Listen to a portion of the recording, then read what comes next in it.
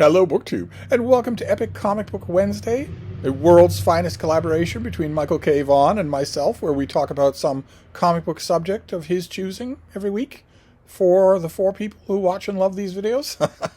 And today he picked a character and the first appearance of that character that I can't help but think, I haven't watched his video yet. He makes his videos really early, and I don't, so... but I will. I'm sure it'll be up, so I will leave a link to it down below. But I'm sure that he loves this character. This is a Michael K Vaughan type character. The character is going to be familiar to all of you, even those of you who don't know Marvel comic books.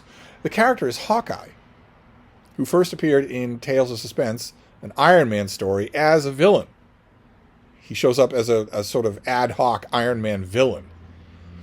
And you're all going to know Hawkeye because he's in the movies. He's in the Marvel Cinematic Universe. Played by teeny-weeny little Jeremy Renner. So many special effects in that movie. Had nothing to do with CGI. They just had to do with camera angles designed to hide the fact that Jeremy Renner is 4 feet tall. And there's a moment. There's a moment in one of those movies. Which one is it? Is it the second one? The Age of Ultron. At the beginning of the Age of Ultron, when the Avengers are acting as a team, one of the few times that we see them actually on a mission as a team, in the forest, and they're taking out all these illicit gun runners and whatnot. And one of the gun runners says to all the others, "Pick off the weak ones first," which is exactly what everybody would do. It's not just them that would say it; everybody would do that. The weak ones being the 2 characters on the team who don't have any superpowers. Those 2 characters are Hawkeye and the Black Widow.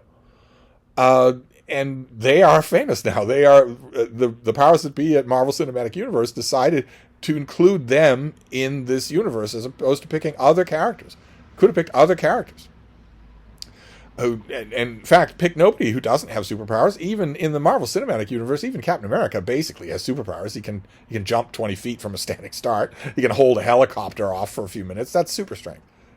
That's not normal. That's super strength. So you could have decided, if you wanted one woman on the team and one other man, you could have added Giant Man and the Wasp. So that, technically speaking, nobody on the team is powerless. You didn't have to... You could have done that. There were a whole bunch of possibilities that you could have done. Instead, they added Hawkeye to the movies, and so everybody knows him as a guy who shoots arrows on a team with Iron Man and Thor and the Hulk and whatnot. And that gimmick started here. It started with this issue probably, 60 years ago. Where, allow me to show you, Tony Stark, who is Iron Man, has gone to, is it Coney Island? Yeah, they've gone to Coney Island. How did this particular act show up at Coney Island? They go to Coney Island, and there is an archer who is showing off his expertise, and they're in the audience. I want to point out this is Don Heck artwork. I want to point out he is 5 feet from those targets. Anyone could hit those targets. This is not showing any kind of expertise. But while they're there, the whirligig starts to break, and the cars start to break off. And we are told, why doesn't somebody do something? If that thing ever breaks apart, someone else in the crowd said, "This is terrible. Nobody can stop it in time." And Tony says to Pepper Potts, who he's there with, "Pepper, excuse me for a minute. I've got to call the factory." And she says, "At a time like this?" And then Iron Man appears. And we are told, "I'm glad I brought my special attaché case with me from the office. I was able to change to Iron Man in seconds." Now, those of you who know the Marvel Cinematic Universe and don't know the comic books will be saying, "Well, yeah, sure, it's the nano thing. He just makes the armor appear all around him. Or he calls it electronically so that it's slamming onto every part of his body all at once." But not so here. How would Tony Stark, how would he even get to a bathroom to make this change in a few seconds, let alone do the change in a few seconds? He has to encase himself in armor. But he does, and he saves the day, and the archer, Hawkeye, sees him do that and seizes with jealousy. Why is he being such a big deal when I could be such a big deal? I'm supposed to be the star attraction of this Coney Island sideshow, and then this guy shows up. So he decides to become super figure of his own. And he is given, I've never been able to figure out who did this, but he is given this costume, which unfortunately you won't see in the movies. They just have Hawkeye dressed in dungarees in the movies or whatever. This is a killer costume. And which is why Marvel Comics changed this once upon a time. Hawkeye has gone through so many changes. We'll get to that. But they always come back to this iconic purple and blue costume. He decides to change into this costume and become a super figure with his amazing archery skills. It doesn't make any sense at all. And it of course has been done already in comic books. They've already, by this point in comic books, there's been a second string archer, the red archer, and the red arrow, and then there's been the green arrow, who was a fairly somebody doesn't like my blasphemy when it comes to Hawkeye. We'll pause for our commercial interruption here. Oh, it sounds like you're going to a different Dunkin' Donuts. Yeah, there you are. Okay, you're gone. Hawkeye decides to become a figure based just on his archery skills. We don't actually know anything else. He has archery skills, and he has some infallible arrows, each with a specially fitted tip of its own. So you see, they're not just arrowheads. They're bombs and fixtures of all kinds. Where does he get these things? How does he know how they work? Does he have any athletic training? Any fighting training?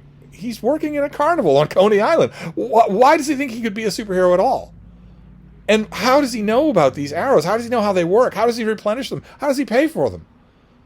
How does he practice with them? How does he know what they are? That's what they'll do. All these questions, none of them are answered. He is just Hawkeye. We don't even know his name at first. He fights Iron Man, and he teams up with the Black Widow, who gives him a whole bunch of more super science arrows and whatnot. And that's pretty much the end of this first appearance. But boy, oh boy, is it not the end of Hawkeye. Because Stan Lee had the inspired idea. He had the Avengers as a team, the team that you know, the super team. Even again, if you don't read the comics, you know about the Avengers.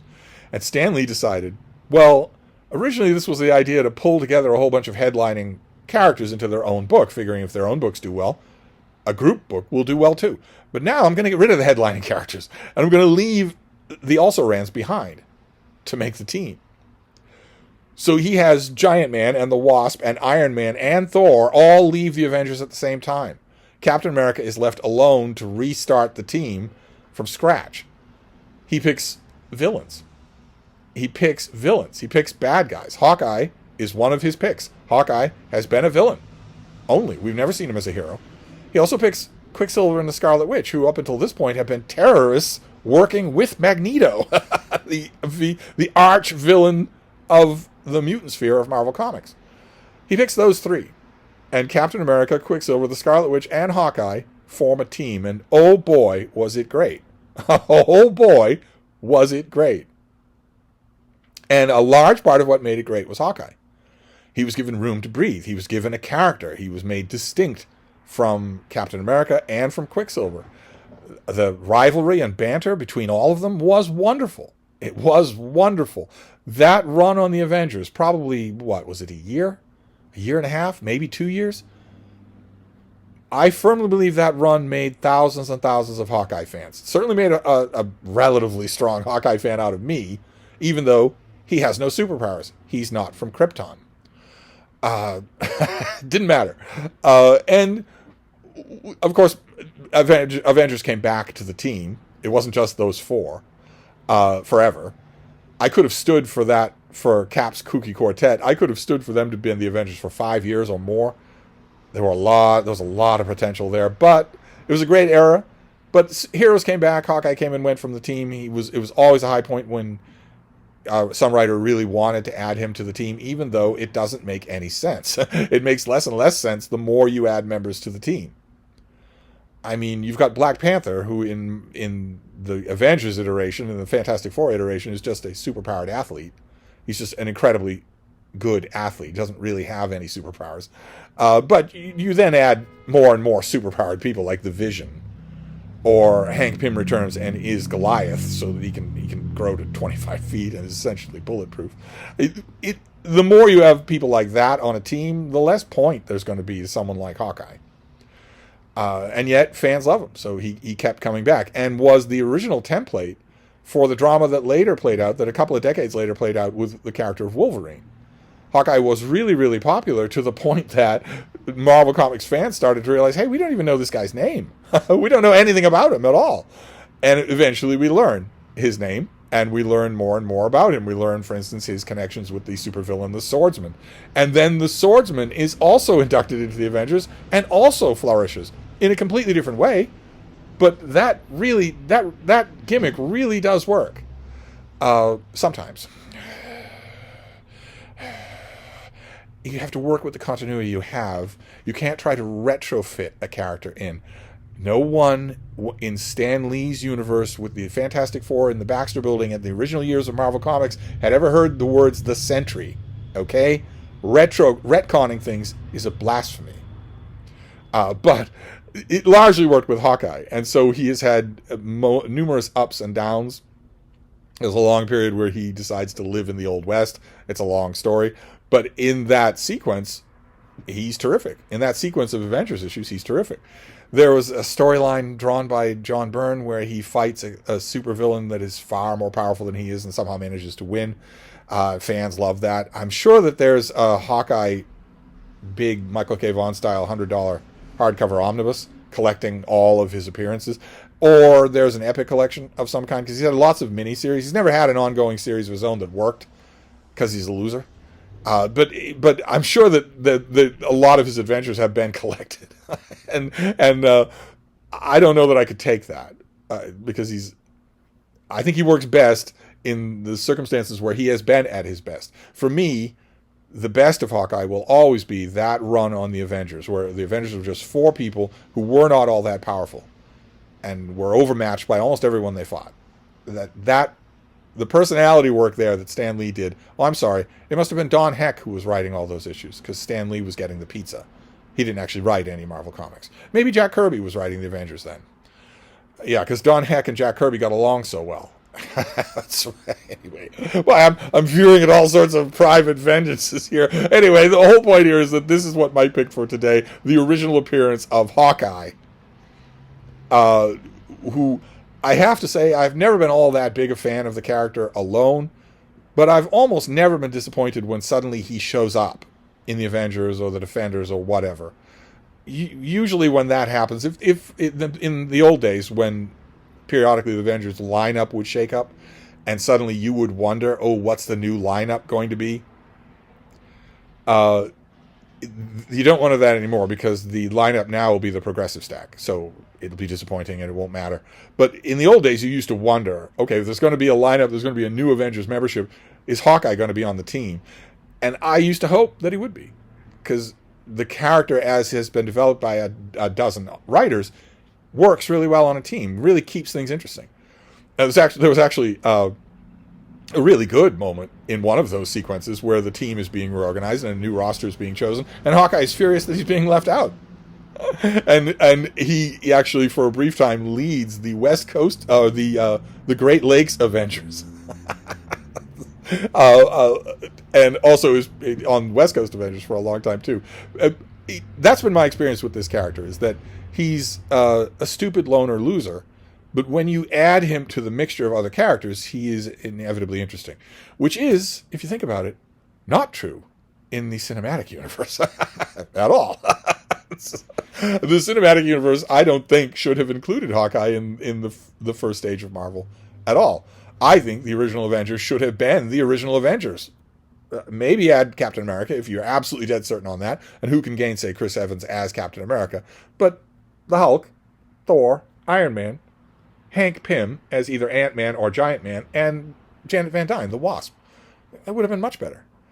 The whole backstory, the whole idea of Hank Pym and the Wasp was wasted in the Scott Lang movies. Anyway, we won't go off on any more tangents. That is our subject for today, Hawkeye the Marksman. So I'll wrap this up for now, but I'll be back. Thank you, BookTube.